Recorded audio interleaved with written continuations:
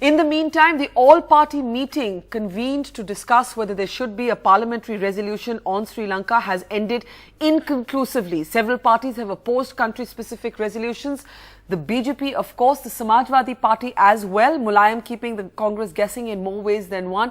But interestingly, the Trinamool Congress ahead of the meeting indicated, and Mamata Banerjee issued a statement as well, saying that while it respected and was concerned about the rights of the Tamil people, on foreign policy, it would stand by the UPA. Quite a surprising development there. Joining us now, Sunetra Chaudhary. She was tracking that all-party meeting. Sunetra, clearly the government was trying to deflect responsibility to the entire political class by getting the speaker to convene this particular meeting, not calling the meeting themselves. Kamal Nath indicating throughout that the resolution would be brought in only if there was consensus. That consensus has now not taken place. The BJP has virtually told the Congress, this is your problem with the DMK, you go and solve it yourself. What is the Congress saying? Is the resolution in Parliament now off the table? Well, it certainly seems so, but they didn't really want to spell it out like that, which is why Kamal Nath came out and said it remains inconclusive. But as you said, Barkha, and Kamal Nath said in your interview, government people have been telling us all along that the resolution is not something that's up to them. They kept pointing out that the BJP itself was objecting to the idea. Of course, the BJP didn't quite put it like that today. Sushma Swaraj came in saying, well, why should we take a stand? It's between you, it's a mess between you, the government and the DMK, if it's for them to stand out. But two parties, one of course the all-important ally at the moment, the Samajwadi Party. Revati Raman Singh was the one who came and represented Samajwadi Party, and he was very clear. He said while the Samajwadi Party feels and empathizes with the Tamil people in Sri Lanka, however, because of the fact that Sri Lanka has stood by India in various times in history, it wasn't right for India to intervene at this time. We also heard a similar voice from the JDU. Sharad Yadav came and talked to the thing, and our sources tell us he also said the same thing as well. So at the end of it, the government knew this was going to happen, but they had to project politically, they had to project that they did all they could to meet DMK's demands, and at the end of the day, the BJP telling them off for it. Right, Sunetra Chaudhary, thanks very much. So that meeting ending inconclusively, the Samajwadi Party saying no to an all-party specific, to a country-specific resolution, the BJP telling the government, go solve your own mess with the DMK. The Trinamool, interestingly, taking a position saying on foreign policy, we stand by the central government. Now to our panel this evening. The UPA government insists that it is neither lame nor duck, but isn't it true that it's tottering?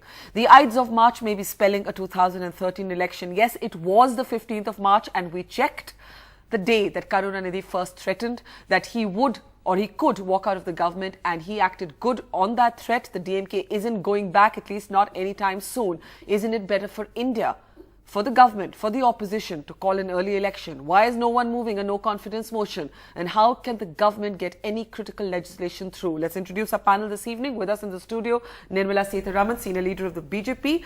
Also, T.M. Selva Ganapathy, Rajya Sabha Member of Parliament of the DMK, which has created this entire interesting situation for the country. Joining us from Kolkata tonight, Derek O'Brien. He's, of course, a Rajya Sabha Member of Parliament with the Trinamool Congress, also the party's chief whip in the upper house. A very interesting position taken today by the Trinamool Congress.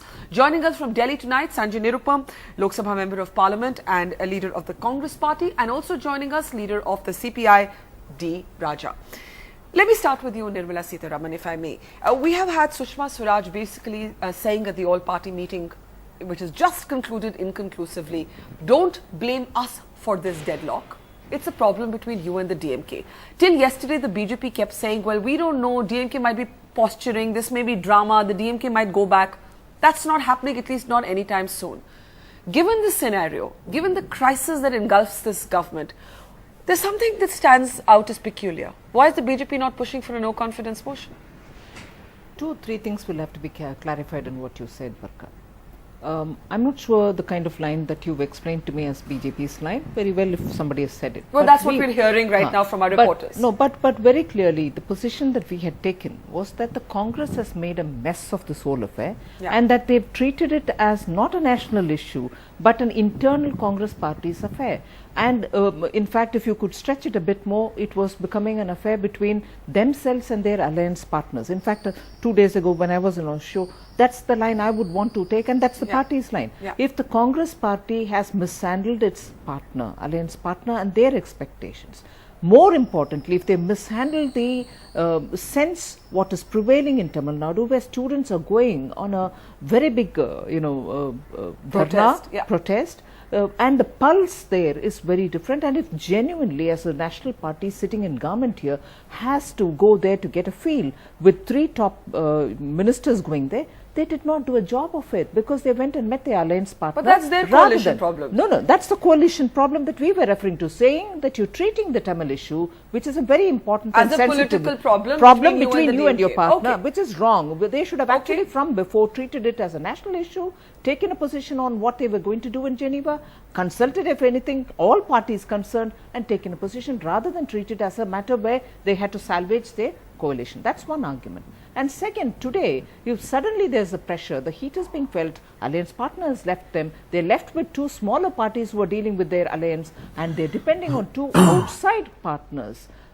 Is it fair then to say, oh, the BJP is stalling the whole thing, otherwise we would have been, capable of handling the whole whole affair? But why is the BJP not pushing for a no confidence motion?